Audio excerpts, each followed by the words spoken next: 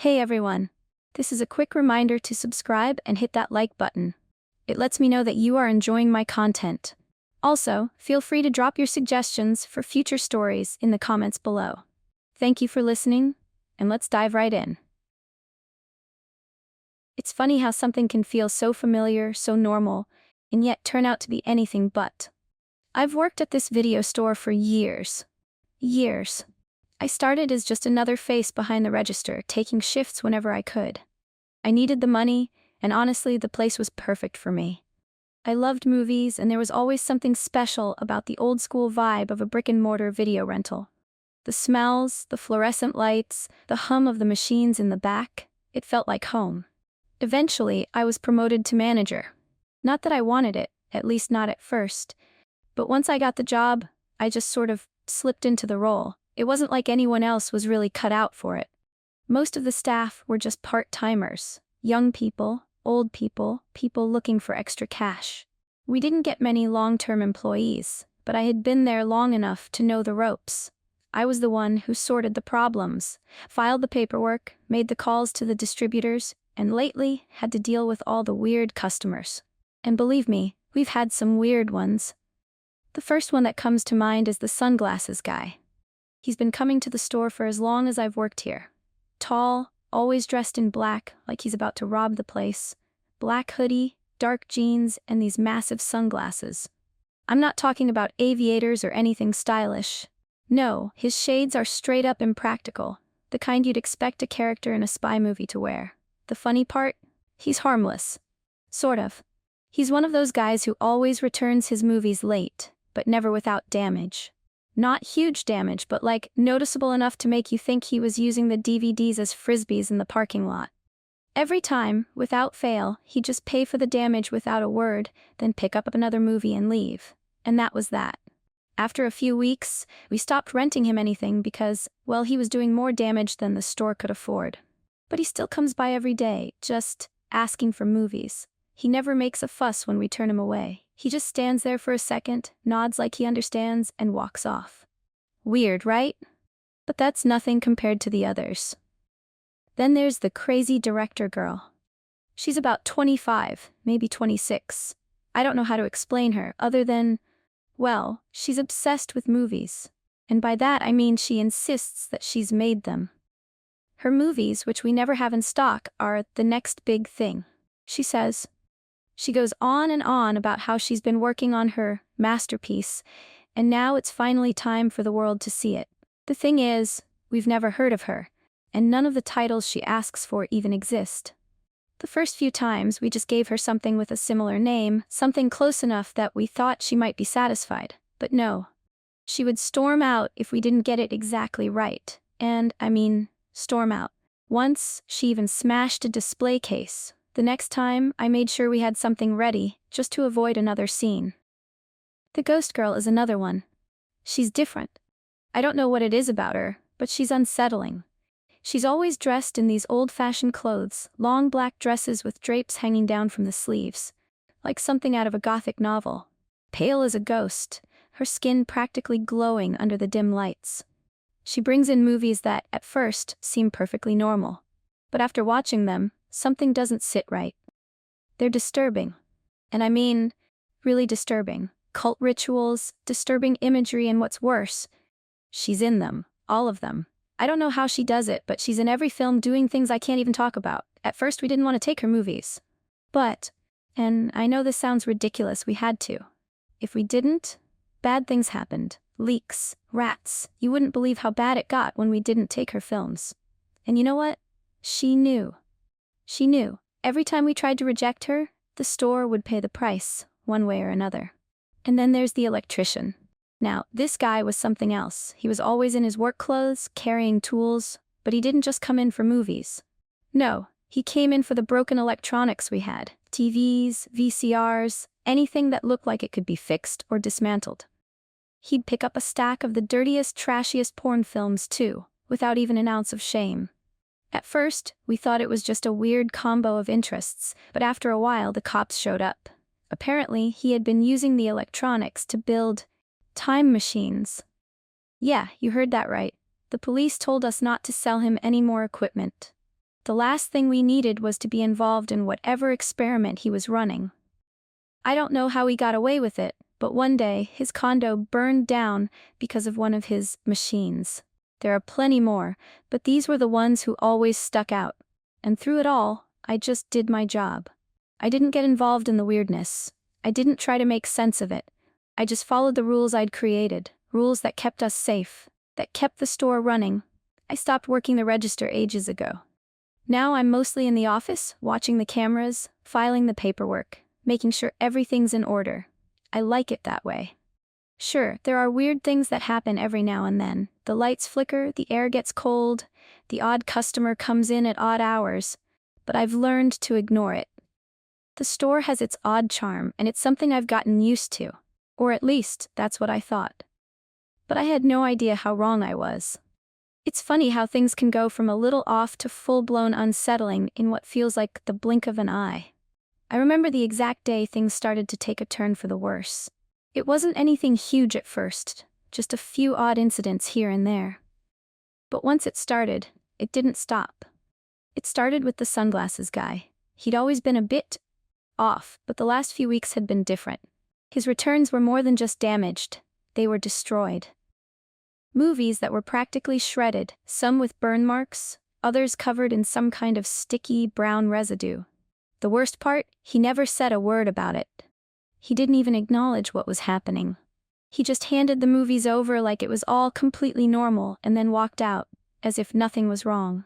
The first time it happened, I thought maybe the damage was accidental, but by the third time, I knew something was off.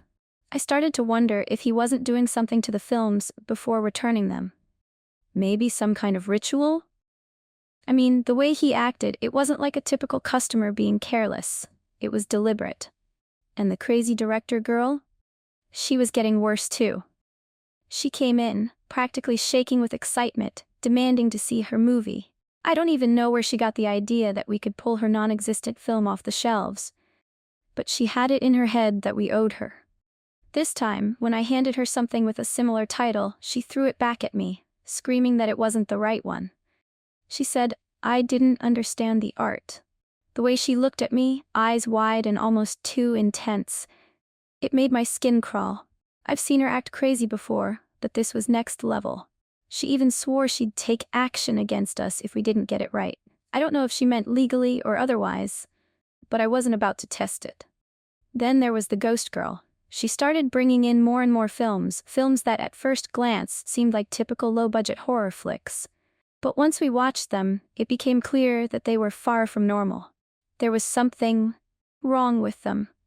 The way the cults were depicted in those films, how the rituals were shown so vividly, too real to be staged. The things she did in those films, those were real animals, real people. It didn't take long for us to realize that taking those movies from her wasn't just creepy. It was dangerous. The last time I turned her away, I thought I saw her smile, and I swear, it didn't look human, but we couldn't risk not taking them. Not after the first time. Then the electrician. This guy was starting to push limits too. He'd been coming in regularly, picking up broken electronics, but recently, his requests started to get even more bizarre. He didn't just ask for busted TVs or VCRs anymore. No, now he wanted things that looked like they'd been in a war zone. Pieces of broken, burnt-out equipment, wires exposed, the kind of stuff that should have been thrown away years ago.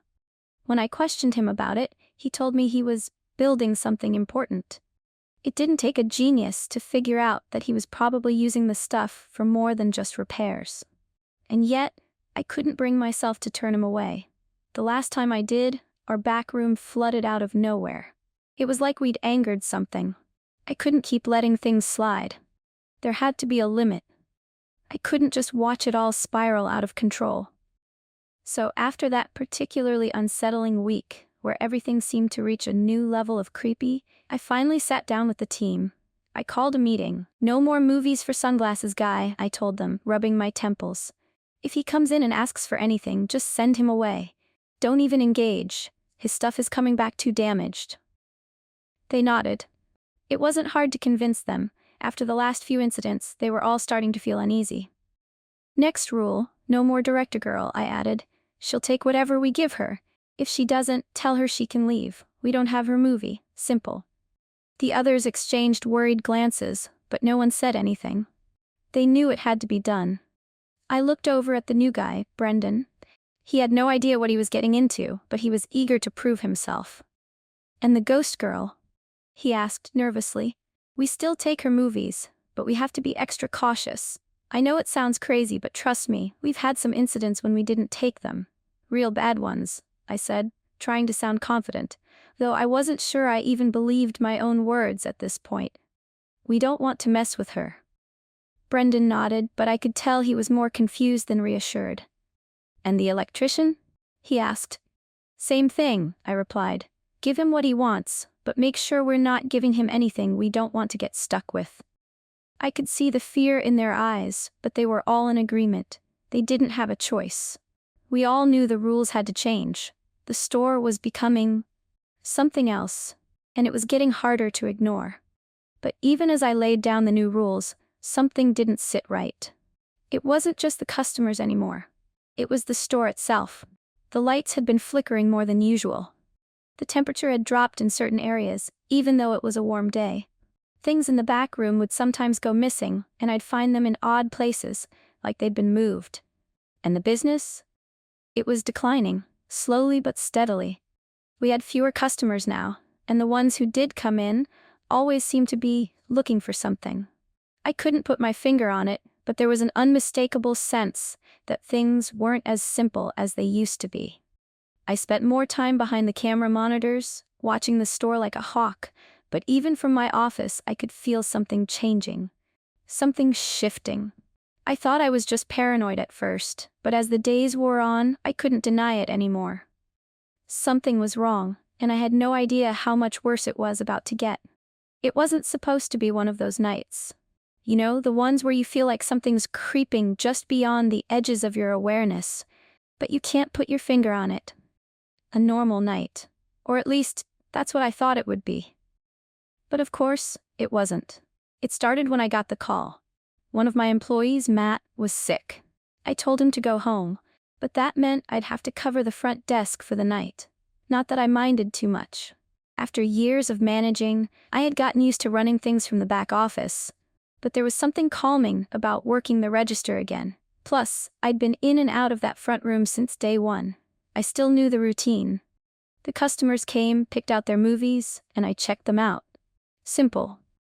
But tonight was different. When I walked out from the back to take my place behind the register, it hit me instantly. The air felt off.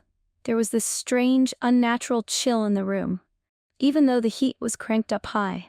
The fluorescent lights flickered as they always did, but tonight it felt different, more pronounced, almost like the lights themselves were trying to get my attention.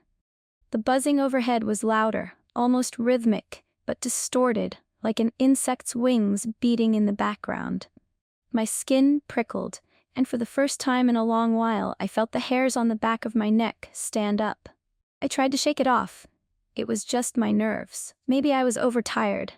The store had been slow, and I'd been spending way too much time watching the monitors and stressing over things that I couldn't explain. But as I waited for the next customer to walk in, the tension in the air didn't let up. The silence around me grew heavier, like the store itself was holding its breath. I was just starting to zone out, trying to focus on the clock ticking toward closing time, when the door swung open. I didn't look up immediately, but I heard the heavy footfalls as someone entered, the creak of the door as it closed behind them. I had been expecting the usual mix of regulars, just a couple of late-night movie hunters, maybe a few more oddballs.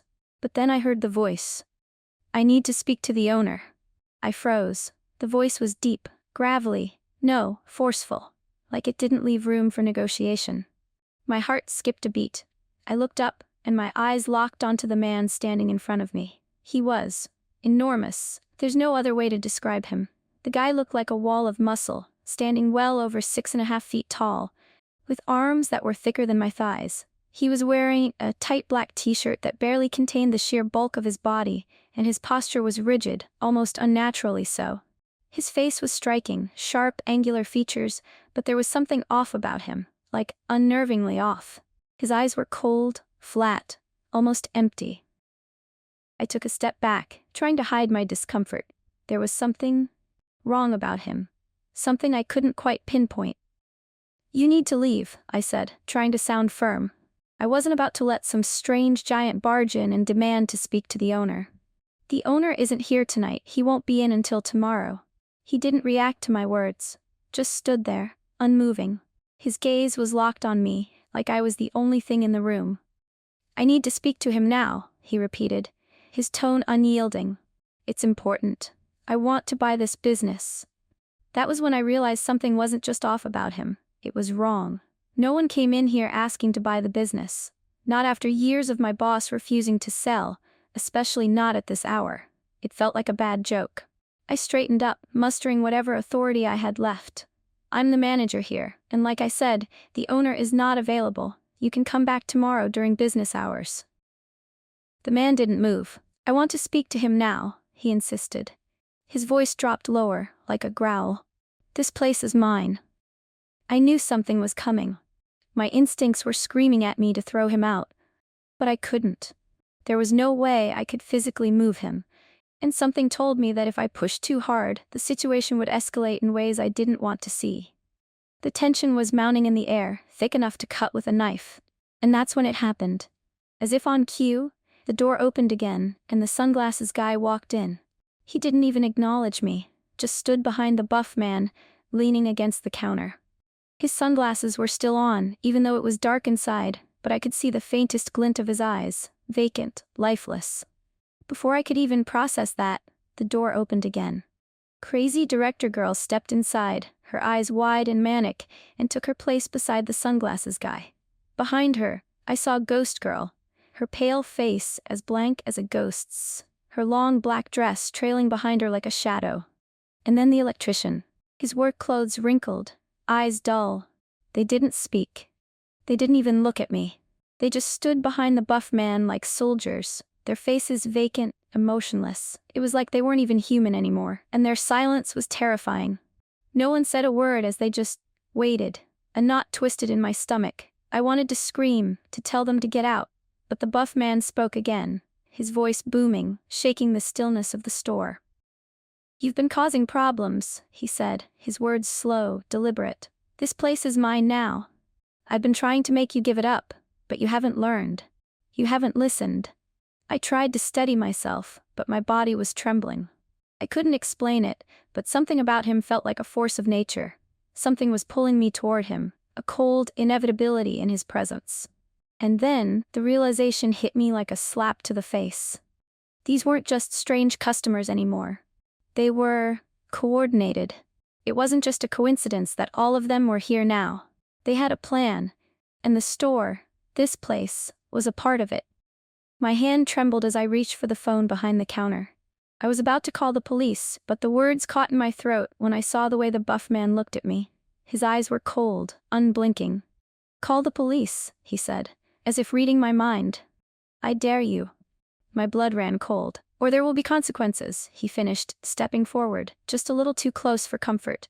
I could feel the air between us thickening, like the room was holding its breath, waiting. Something was coming, something terrible. And I knew, it wasn't going to end well.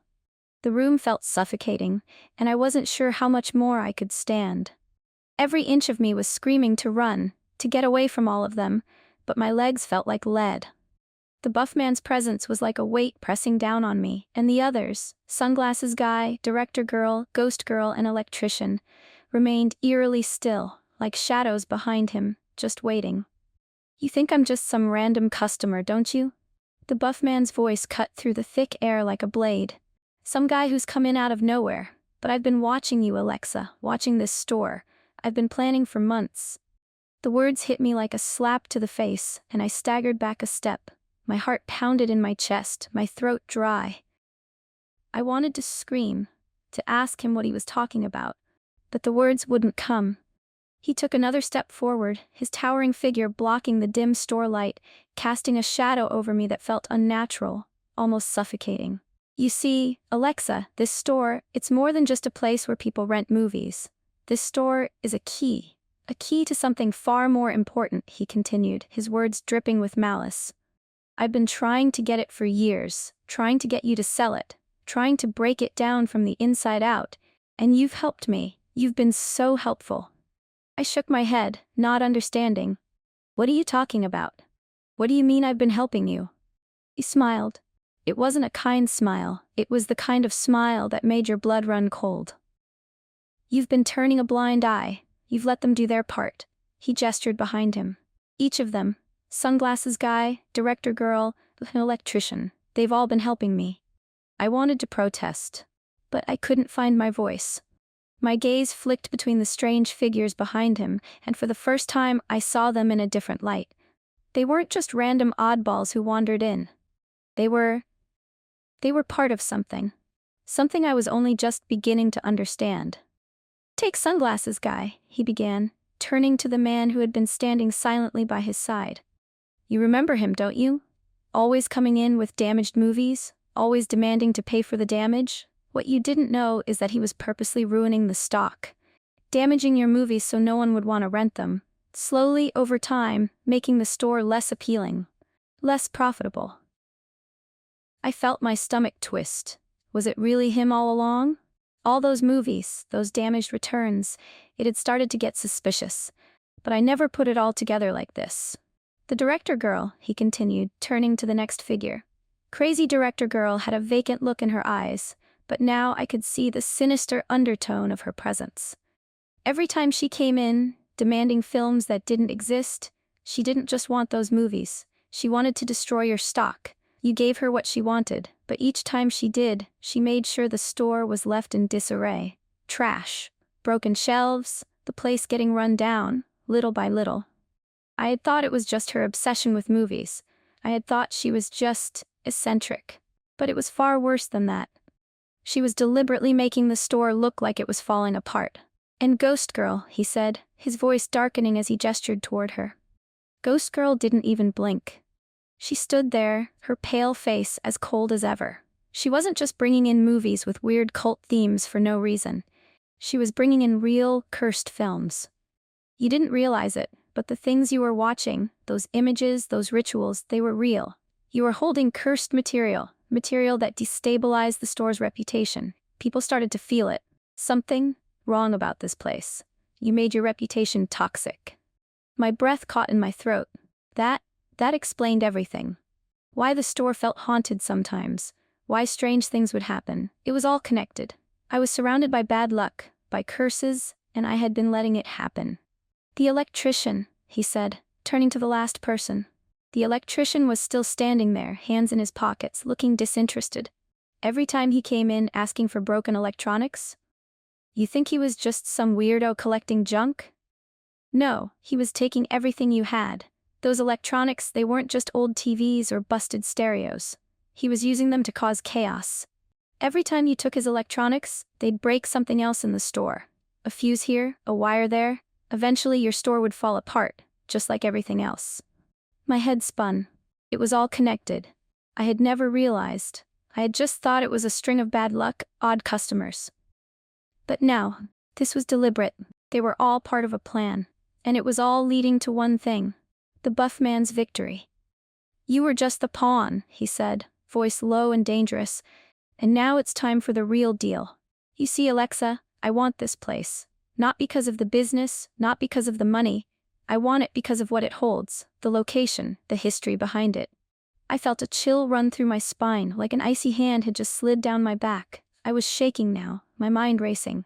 "What do you mean?" The buff man stepped closer, his breath hot against my ear. "This place isn't just a video store. It's part of a deal. A pact made a long time ago. Your boss, the one who owns this place, he made a deal with me years ago. He promised to give me this store in 5 years if I left him alone. If I didn't sabotage his business, and now that time has come." My eyes widened. I could barely breathe. My mind struggled to process what he was saying, but it was all starting to make sense. I thought the oddness of this place was just quirky, maybe even haunted. But this was far worse than I could have ever imagined. You're saying the store owner made a deal with you?" I whispered, barely able to speak. "Yes," he said, his smile widening. "And now you're going to hand it over, or there will be more consequences." I backed away, my mind reeling. I'm calling the police, I said, my voice shaking, my fingers fumbling for my phone behind the counter. The buff man laughed, a low, menacing sound that sent waves of dread through me. You can try, he said, his voice cold as ice. But no one is going to believe you. You're just another pawn in the game. The store will be mine, Alexa. And when I'm done, there won't be a trace of it left. Not a single piece of this place will remain. I grabbed the phone, my heart racing in my chest. I was about to dial the police when the buff man's words froze me in my tracks. You really think calling the police is going to save you? He asked, his voice low and mocking. You think anyone's going to believe a story like yours? After everything that's happened? After all the damage we've caused? The store's already been marked, Alexa, and it's already too late. I barely had time to process what the buff man was saying before I heard the sound of the door opening. My boss, the owner, rushed into the store, panting as if he'd run all the way here. His eyes were wide, his face pale, and his hands shook as he made his way toward me. What's going on, Alexa? I got your call. What happened? His voice was tight, strained, but I could hear the fear beneath it. I had never seen him like this. I couldn't speak at first. I just stood there, my mind spinning, the buff man's words echoing in my head. I had thought it was all some sick joke. But it wasn't. It was real. It was all real. The buff man, for his part, seemed entirely unfazed by the owner's sudden arrival. He stood there, imposing as ever, with the others, the sunglasses guy, director girl, ghost girl, and electrician, silent behind him like eerie sentinels. They hadn't moved since he first explained the twisted truth. My boss turned to me, his gaze searching mine. Alexa? What? What did he say to you? What's happening? I swallowed hard, my throat dry, but the words spilled out before I could stop them. He said he's been planning this for months, that he's been trying to destroy the store, that you made some kind of deal with him. His eyes widened, a flicker of recognition crossing his face. The blood drained from his cheeks, and he let out a low, strangled breath. He looked like he'd just been hit with the weight of 100 truths. I did, he muttered, almost too quietly for me to hear. My stomach dropped.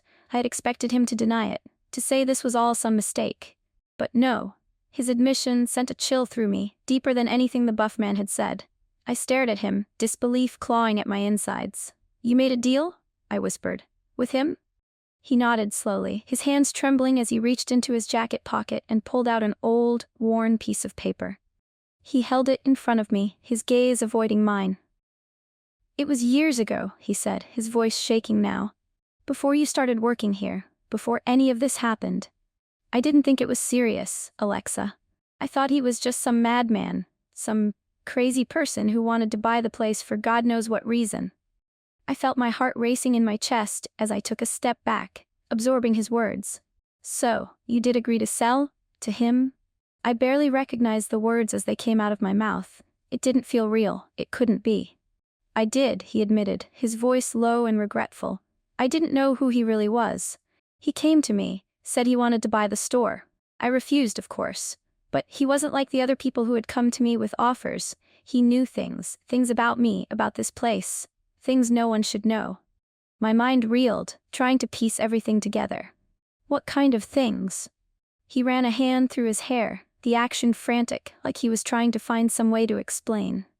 Stuff that didn't make sense. He told me the store had a history, that it was special, that it was important, but not in the way I thought. He said there was power here, power that he needed. I could barely breathe. The store, the history, the power. It was all starting to make sense, but I didn't want it to. I didn't want any of it to be true.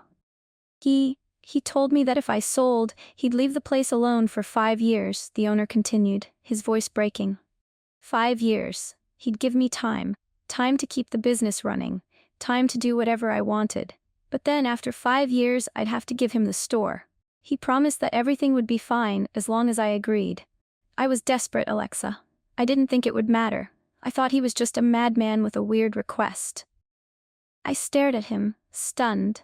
I had heard of bad business deals, of desperate choices made in moments of fear, but this was something else entirely. This was a bargain with something that wasn't human, something far darker. I didn't think it would matter, he repeated, his voice hollow now. But now it's clear. He's not just a man, he's He's something else, something that's been waiting, and now the time's almost up. The buff man stepped forward then, his massive presence looming over the two of us. He grinned, and for the first time, I saw something that my blood run cold. It wasn't just a grin, it was something else, something terrifying. 5 years. That's what he promised me, he said, his voice low and menacing. And now, the time has come. I'm not here to negotiate. The store will be mine, whether he likes it or not. The deal is done. My boss recoiled slightly, his face pale. I didn't think it would go this far. I didn't think. His voice faltered, and he ran a hand over his face, looking years older than he had moments before. I didn't think he'd take it this seriously. I thought it was just some crazy man with a big mouth. But now I know what he is. And I know that if I don't honor the deal, everything's going to fall apart.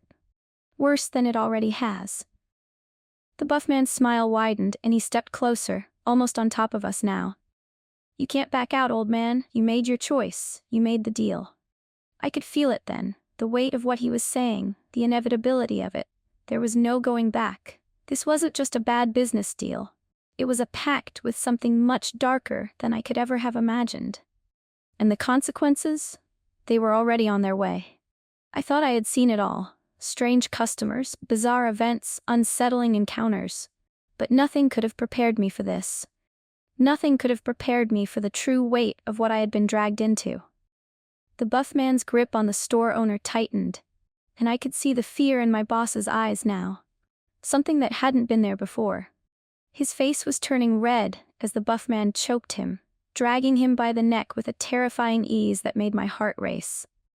The rest of the customers, the special ones, sunglasses guy, director girl, ghost girl, and electrician, they all stood behind him like soldiers, marching in lockstep with whatever force drove them. I didn't know how to react.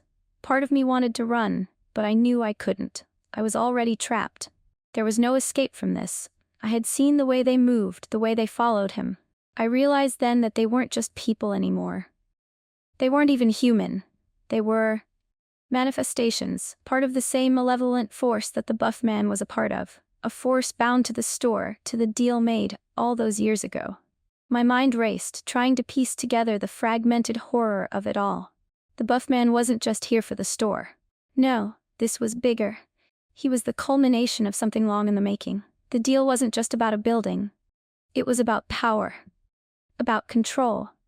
And now the clock was running out. The buff man's voice broke through my thoughts. His deep, menacing tone shook the air around us. You have no choice, old man. You will sell the store to me, or I will destroy it and everything within it. You know what I'm capable of. You know the consequences. The store owner struggled, his hands reaching for the buff man's iron grip around his throat, but it was no use. His feet barely touched the ground as he was dragged like a rag doll out of the store. The strange customers followed silently, their eyes dead, their expressions vacant. It was like they were waiting for something. Waiting for him to make the call. And now, it was time. I felt a cold sweat break out on my forehead as I realized I had a choice to make. The buff man wasn't going to let my boss go. He wasn't going to stop until he had the store. He wanted it. And I was the one standing in the middle of it. The one who had to decide. Sell or let everything I had worked for go up in flames. I ran to the front door, stepping outside in time to see the buff man pulling my boss across the pavement. He didn't even flinch, like he was dragging a carcass, something that wasn't human anymore. You don't understand, do you? This store belongs to me. You've all been part of the bargain. Every one of you. The damage to the films, the cursed movies, the electronics, the destruction. It's all part of what I need to take what's mine. But if the owner refuses, he dragged my boss closer to the street, eyes flashing with malice. If he refuses, you'll all pay the price, every single one of you. The store will burn, and everyone inside will be destroyed. I stood frozen, paralyzed by the words. We'll all pay the price. And then the world seemed to shift. The store's lights flickered, once, twice, like some malfunction in reality itself. It was as if the air around me was thickening, twisting in on itself. The sky above darkened unnaturally, and the sound of my boss's strained gasps seemed to echo as if it were coming from another world. In that moment, everything changed. The buff man's form wavered, and for the briefest instant, I saw his true shape. His body stretched and distorted, as if he were shedding the human shell. His muscles bulged unnaturally, his skin tearing at the seams. His face contorted into a grotesque mask of shadow and fury, his eyes glowing with an eerie, malevolent light. It wasn't a man. It was a thing. A beast that had been hiding in plain sight all along, and now it was finally showing its true self. I stumbled backward, my breath catching in my throat. I could barely keep my feet under me as the reality around me bent and twisted. The buff man's voice boomed again, but now it wasn't just his voice. It was a chorus, a multitude of voices, all coming from him. You made a choice the moment you stepped into this place. You, too, are bound. My knees went weak as I realized what he meant. My manager position. My promotion. I never should have accepted that job. When I took over as manager, I thought it was just another step in my career. I thought I was moving up, getting out from behind the register. I thought it was a safe, normal job. But it wasn't. I had unknowingly sealed my own fate. This was always meant to be my end. The buff man and his twisted group of customers, they weren't just part of a supernatural plan. They were a cycle, and I was now part of that cycle. Just another cog in the twisted wheel that was this store. I looked at my boss, my heart breaking. His face was pale, terror-stricken, as he realized the same thing. The deal was never just his. It was ours. It had always been ours. The store was bound to him, to them. I turned back to the buff man, his monstrous form towering over us. The air around him seemed to ripple and warp, as if the very fabric of reality was tearing. My mind screamed for an escape, but I knew it was useless. This was the end. The store had already been claimed, and now, so had I. The buff man stepped forward, his massive hand reaching down toward me. There's no running from it, Alexa. You are part of the deal now. I wanted to scream. I wanted to fight, but there was nothing I could do. I had already given myself away. As the darkness swallowed the light, I felt my body freeze, my breath hitching in my throat. The store, the place that had once been my home, my refuge, was gone, and now I was bound to it. Forever.